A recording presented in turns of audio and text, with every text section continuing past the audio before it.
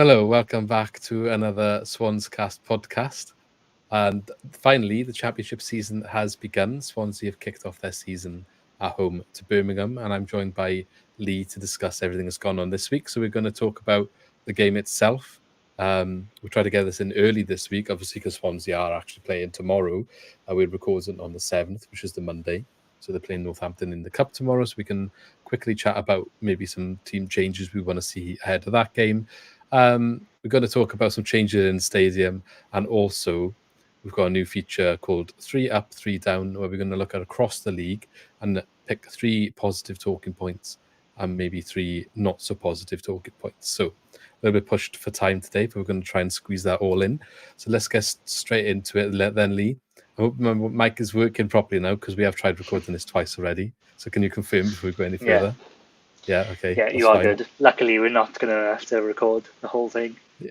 I know, again. We've already done the introduction 3 times, but anyway, let's get into it. So we were talking already about the changes in the stadium. So you're happy to be back at match day, you were saying. So if you want to maybe I was absolutely have that conversation again that we just had.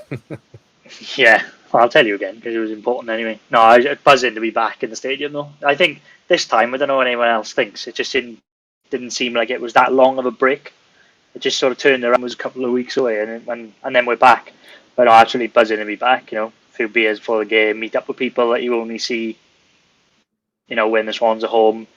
It's quite good as well, because I went through, normally when I go home games, I'll have a few drinks, sort of in the Lando area, which I missed. And there was loads of Birmingham fans around as well, which is, not normally see many venture that far away from the stadium. But there was the pub I went in. It was there was a full family of Birmingham fans, and they're all good atmosphere. It was good, really good to be back. So we're all in good spirits, going down to the stadium. Yeah, and then and you said there's some changes in the concourse. Yeah, a couple of things. I'm not too happy about it, to be honest. But paper cups for beer. That's just a big no from me. I'm sorry. I get the idea behind it. You using paper cups to be more environmentally friendly, but it just doesn't win the paper cup. It's just pure foam. It just doesn't work at all. And I was just gutted with that. A few people were moaning about it. So that was the big one, really. Have a vote in the comments then. Is it a massive issue for you to have your beer in a paper cup, or you're not too bothered? So obviously, I guess the idea behind it is to be more environmentally friendly, single-use plastics and all that, cutting down. So, it's a good thing they're doing it from that perspective, but ultimately you're not getting the thing you're paying for, and you're paying quite a lot. You're paying quite a lot in a stadium already, aren't you? So I guess it's more frustrating from that perspective. Yeah, I get that. I mean, the prices haven't changed. It's £5.80 for a pint, which is, well, I say that it's £5.80 for a pint. This was in the lab, and I just, it's quite a lot anyway to pay for a beer, especially when it's flat anyway. But you kind of accept it in the stadium, that's fine. But then to put them in the paper cups, where it's just pure foam, and I'm not even sure those cups are a pint. I mean, people can tell me if they disagree, but I was looking at those cups. It says pint on the side, but I'm pretty sure it's not. Yeah, and I'm happy, the decision to measure it. Yeah, but I'm happy to. Yeah, you see the viral videos of people putting McDonald's cups in the, in the different sizes to see if it stacks up. But I'm pretty sure it's not a pint. Yeah. But fair enough. I'm happy if they want to make changes to be more environmentally friendly, then charge me less.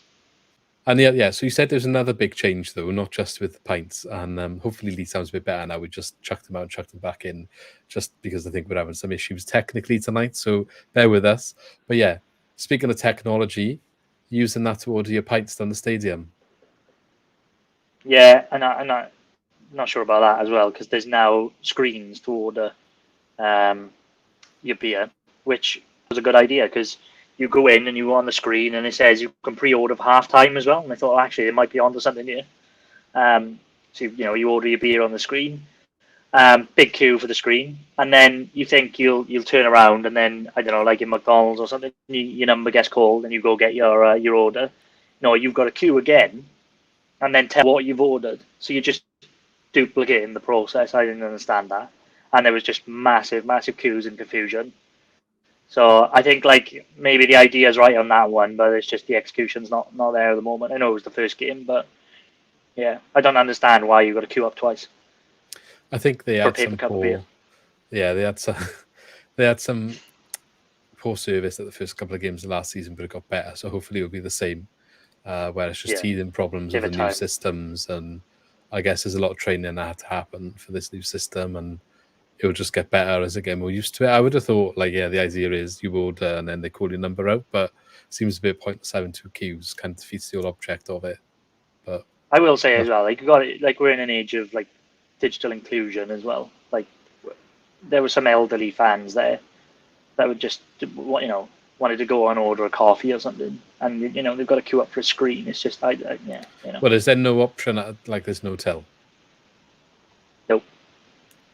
Yeah, maybe not the most inclusive decision then. Yeah. Oh yeah. Well, I know there was a big argument not about too the pleased on it. cashless thing, and obviously that thing with the club shop video, because that's Yeah. cashless too.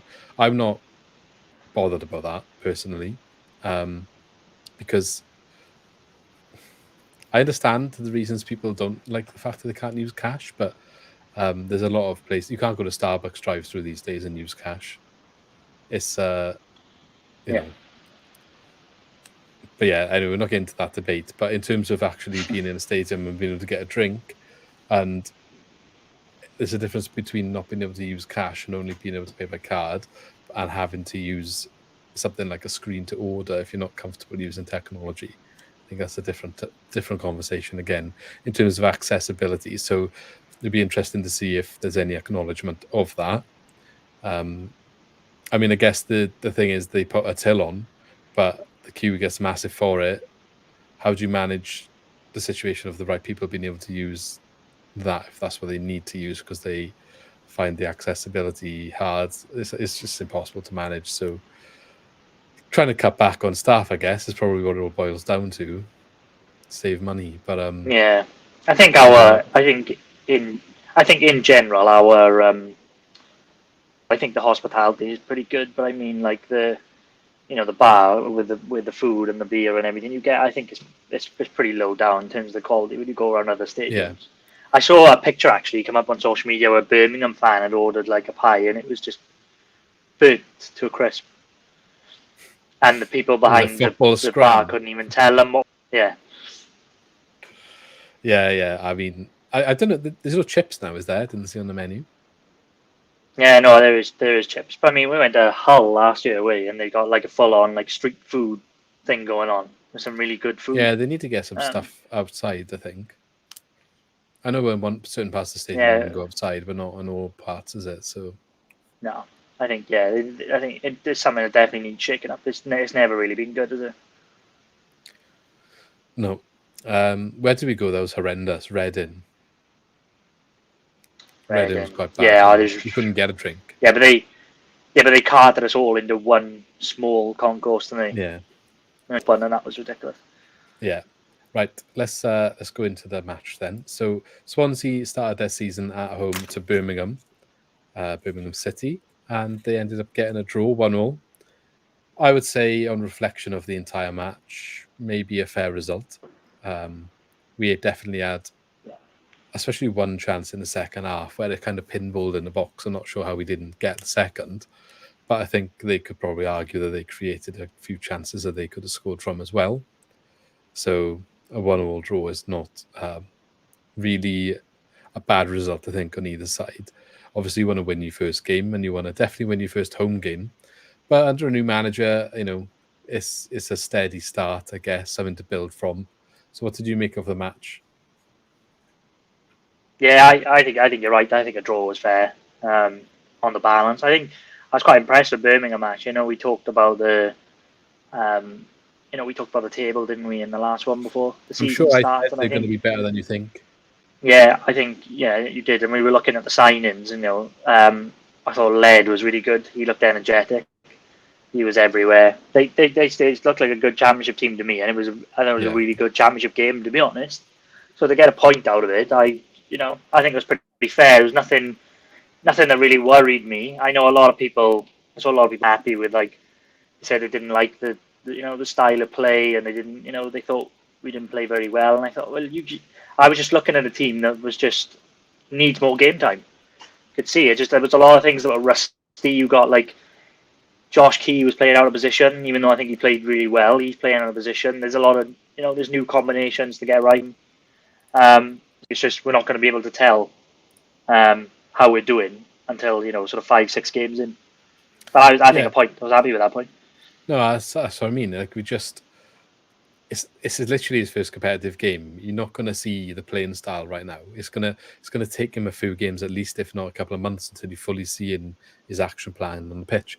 Like Russell Martin, it took him nearly 2 years to get working properly, like consistently. If you're going to take that last 9 games as the biggest period of consistency, I don't think it would take that long in this regime. But you can't go into the first game saying, "No, I don't like the style of play." You can't see it yet. It's probably going to look so much different in a few games' time. And he also changed it to a 4 back in the second half as well, didn't he? Which he hasn't, from what I've seen, done at all in pre-season. There's definitely different ideas there that we haven't even touched on or seen on the pitch at all. Not to mention Ashby being first game. He literally joined a day before, so he did look rusty as well. And part of the system is really attacking fullbacks. So if you've got one of them being well rusty, the other one's a new and out of position as well, it's going to take time. Just got to be a bit patient. I think you didn't lose the game, so yeah, I think you're right. I think it's going to hinge on our fullbacks getting forward, and like you said, Ashby looked rusty, and I think Key will probably be better on his favoured side because we saw him in pre-season bombing forward, so I think that's going to be important. And like Abdullahi, when he came on, played really well. But he was playing because he sort of put Dahl in to right back and went to a back 4, which I liked as well. I liked that he changed it. So he changed that we were 1-0 down. He made that change. We were 1-0 down and we got the goal. So it's I like that he was quite proactive there. So that was a good positive. And he said we could have lost the game. We could have won the game. And the goal we gave away was. Yeah, I was going to talk cheap. about that. So avoidable.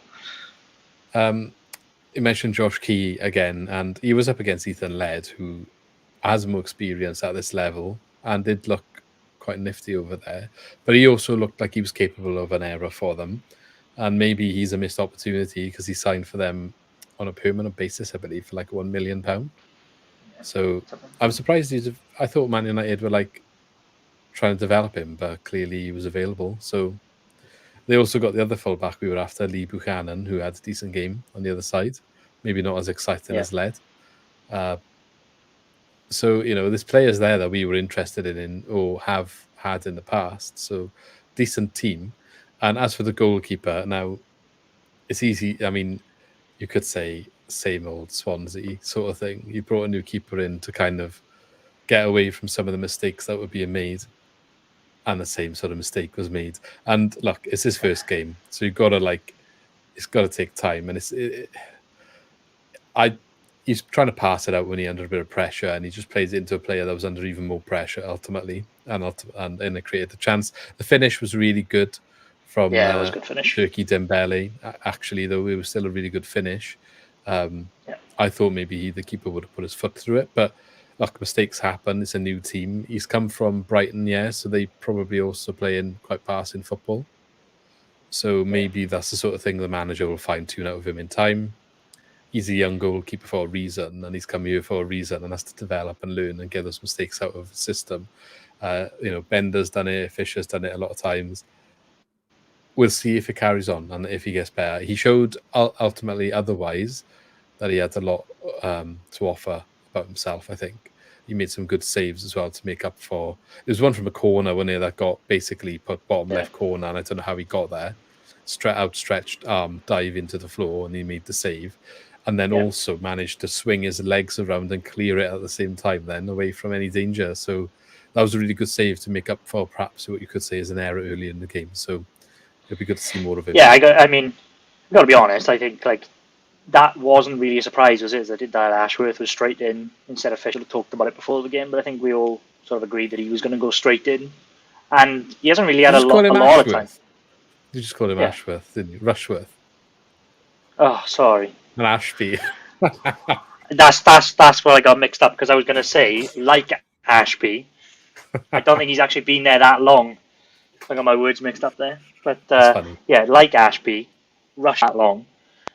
So no, he's got to get used to the way the players are, where they're going to be, where they expect the ball. It all comes in time. But I will say, he's quite young as well. He looked quite confident to me and everything else. Yeah. He was a good presence. Like you said, made a good couple of saves. I mean, it's one mistake. Being rusty, hasn't been there all pre-season, so I don't think it's anything just yet. It's just one of them. He'll learn from that. But I was quite impressed with him. Yeah, I think he did all right.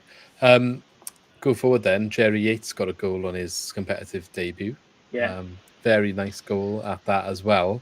And if you had any doubts about Mac Grimes' form during this new regime, he basically single-handedly unlocked Birmingham all on his own with a ball that he played out to Cullen, who had come on as a substitute at the time.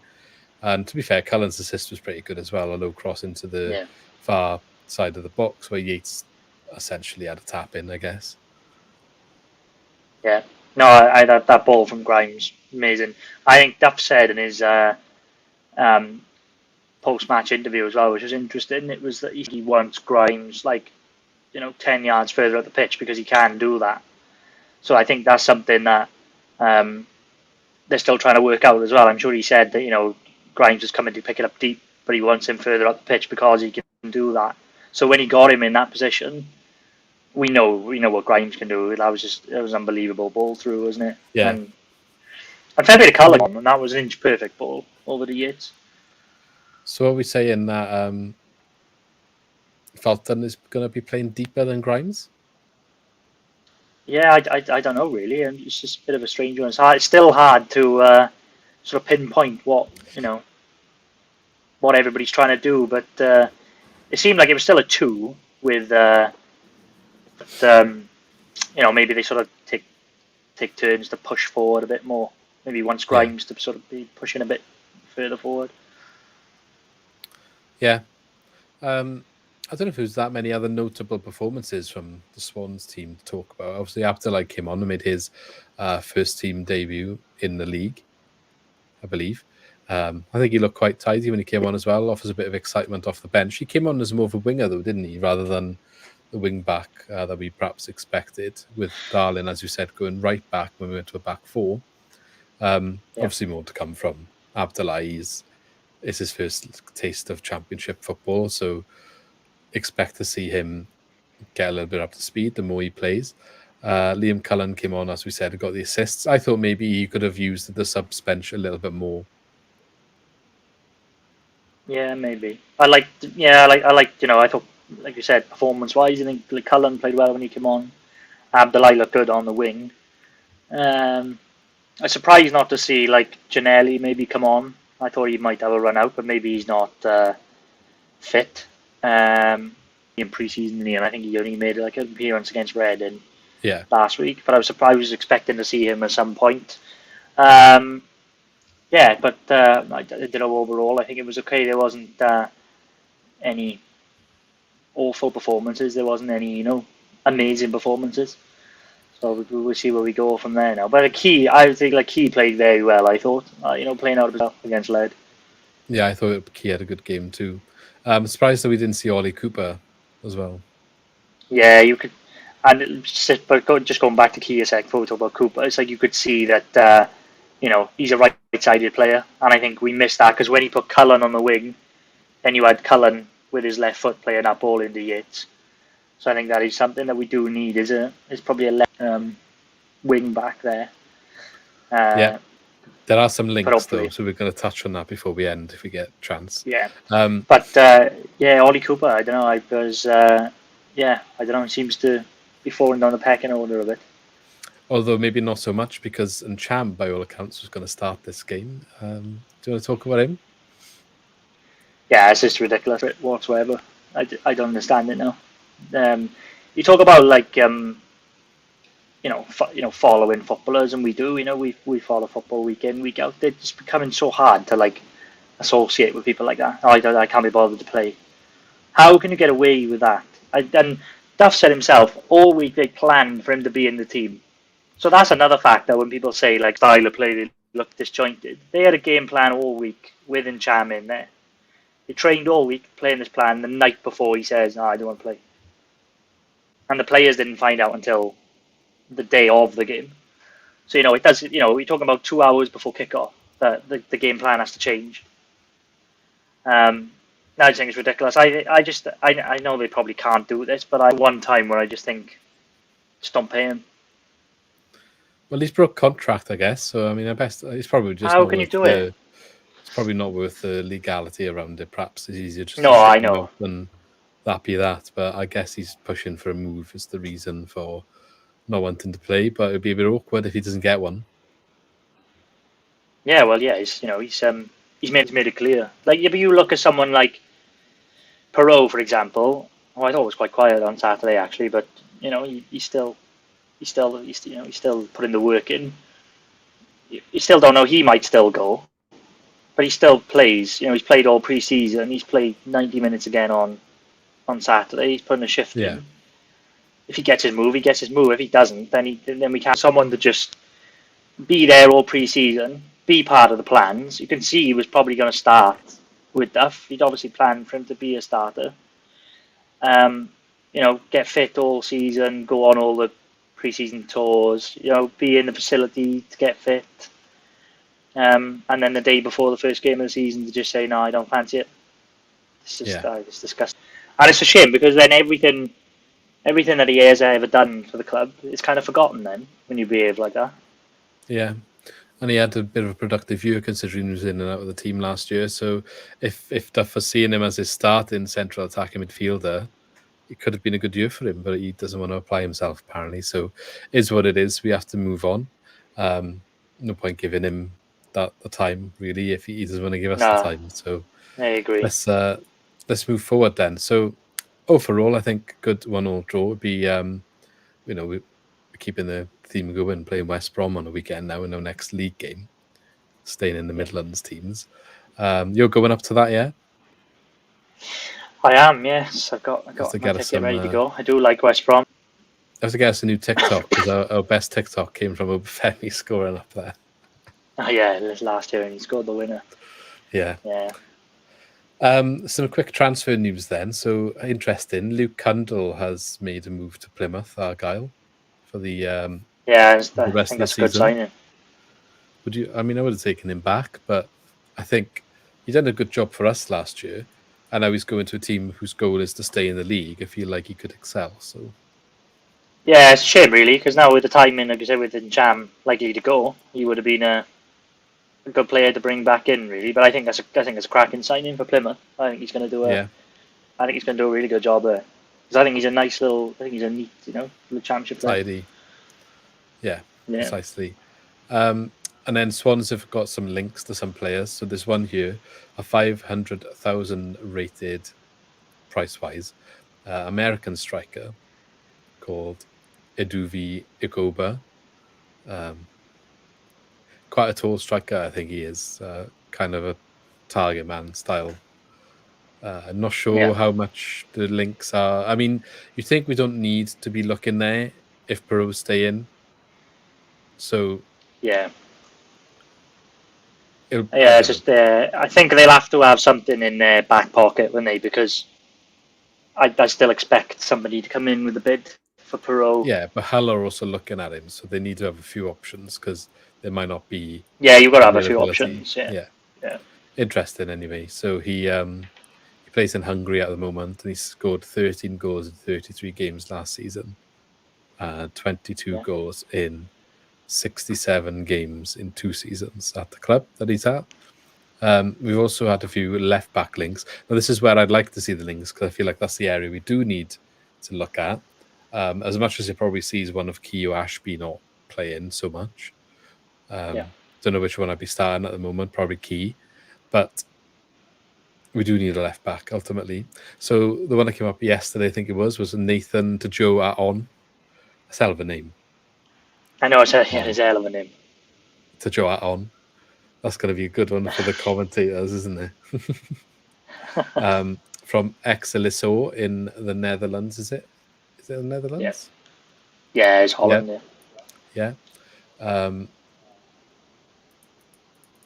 So there's a little bit of other interest in him. He's 21-year-old left back. I think he only made his broke through to the team last year, really. But by all accounts, quite an exciting youngster.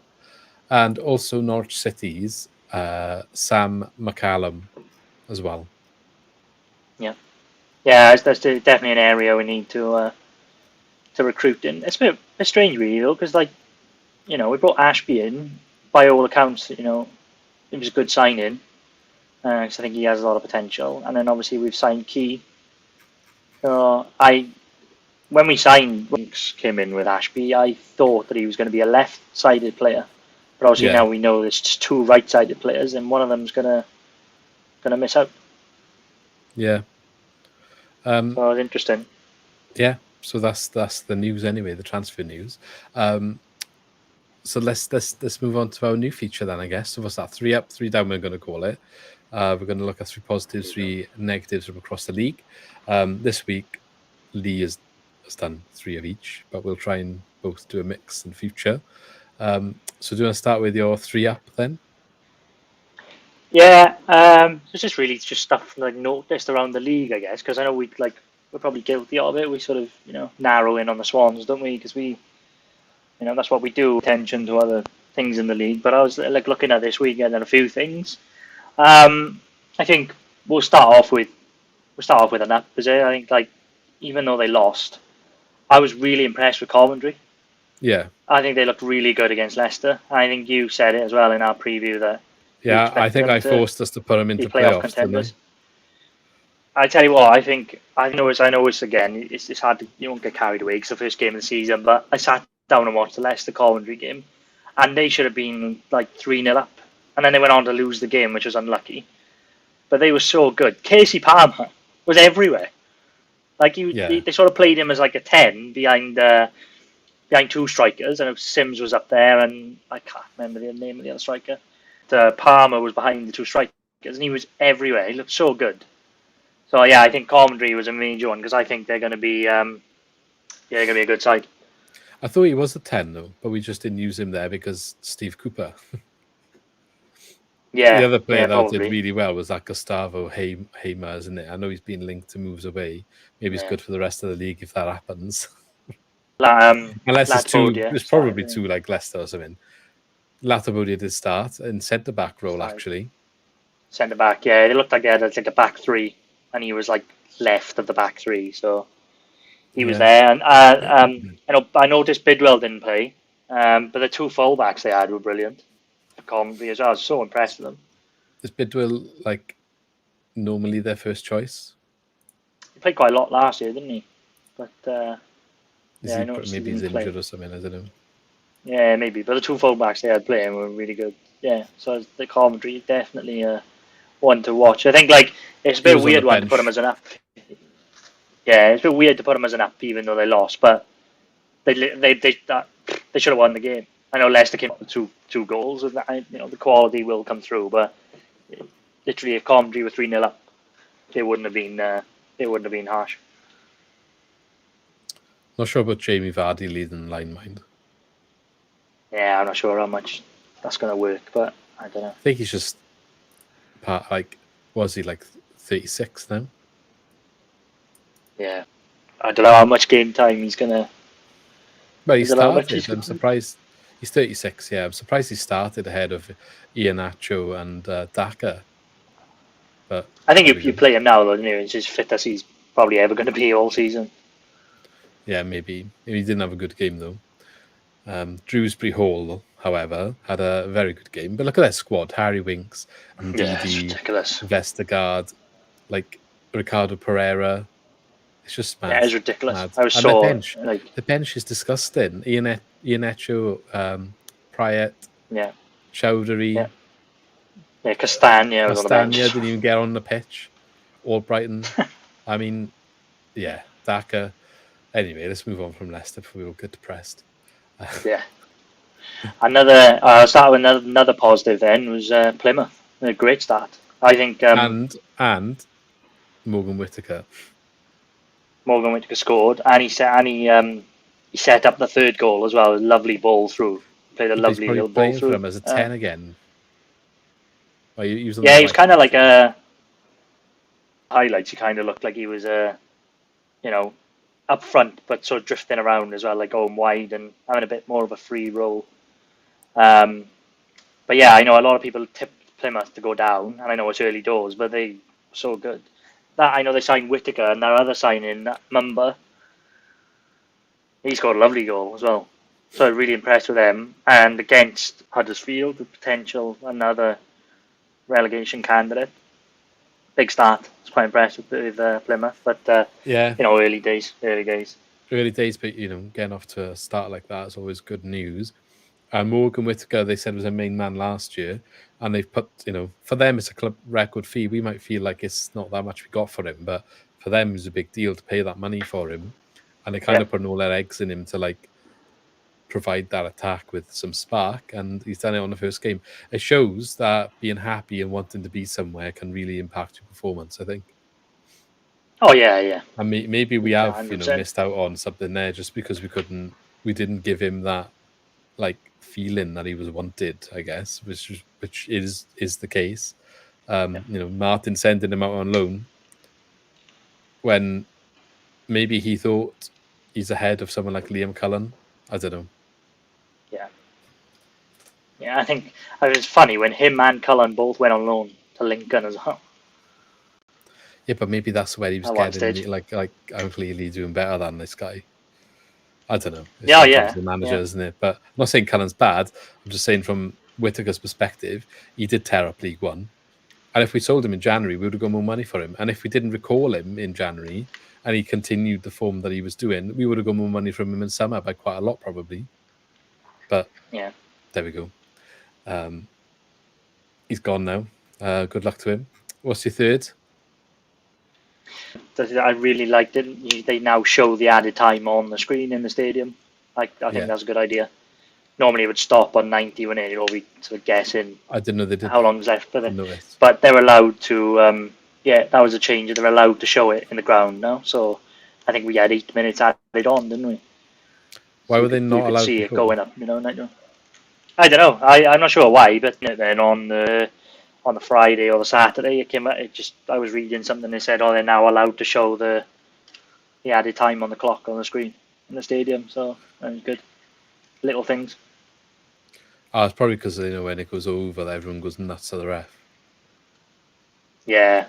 So yeah, I was thinking that. I was thinking if there's like an injury now in injury time, I know how long he's added on. Yeah. So that watch your space on that one. Looking at your three negatives, then your three down. If we want to stay maybe on the rule changes, that would be a good way to transition. Yeah, I don't know. I just think like they made such a big fuss on the Friday night, didn't they? I don't know if you watched the Southampton Sheffield Wednesday game. They made such a big fuss about all the rule changes and book people for kicking the ball away, and there was so many yellow cards in that game. And then I don't know what it was. I didn't watch every single game in the Championship, but then when I watched our game on Saturday, it didn't seem to add up. There were still players like maybe nudging the ball away and maybe wasting a bit of time, and the ref didn't come down as hard. Probably I don't know because giving it was a on big Sky or because it was on TV. Yeah, well, that's what I thought. It was like, here's the big changes. We'll set the thing, and then it just doesn't stack up then with the 3 o'clock games that are buried, not on TV. So you're talking about the consistency, of this implementation, because I think it's a good idea that they're doing it because you want to stamp out time wasting. Yeah, I like the idea because we moaned last year, didn't we, about like time wasting, ruining the game, and all the time properly. Like we had 8 minutes on, and I think it was Stoke had about 10 minutes added on, and they scored 2 in injury time in the first half. Well, that was in the Community Shield as well, didn't they? Arsenal had a late equaliser and ended up winning the game on penalties. There's going to be so many injury time goals this season. But that's good though, because you've wasted time. It's good. And it's good. You don't quite get to the point where players are knackered because you're not playing for the full 90 minutes. If the refs are now saying, no, you're playing for the full 90 minutes, no matter how many times you stop a game. Yeah, I do like it. I do like it. It's just got to be. It's just there's got to be consistency, isn't it? But I do like that idea. Just put that out there. Yeah, but like Leeds, like if we sat back all second half. time wasting. You know, it would have been the usual thing, but then obviously they conceded in the added time. Yeah. So yeah, I do like it. Some poor You said of the decisions across the league as well. Across the consistency, you just wanted to mention the offsides as well. Yeah. So Yeah, so like in hindsight, the Patterson one was onside, which could have changed the game for us. I haven't watched the replay. Is it definitely onside? Yeah.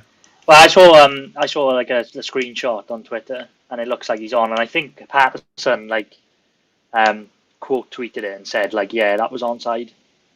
So that that could have changed the game. We were 1-0 up early on, and Patterson looked really energetic actually in the first half. As another mistake. The Leeds one as well, but I think it wasn't, because if you look at Dan James in the Leeds goal against Cardiff, he's onside, but I think the player who passes him the ball, when he gets the ball, he's offside. So Well, the Norwich goal where it went out for a corner or a goal kick, and then they cross it, and last minute goal for them.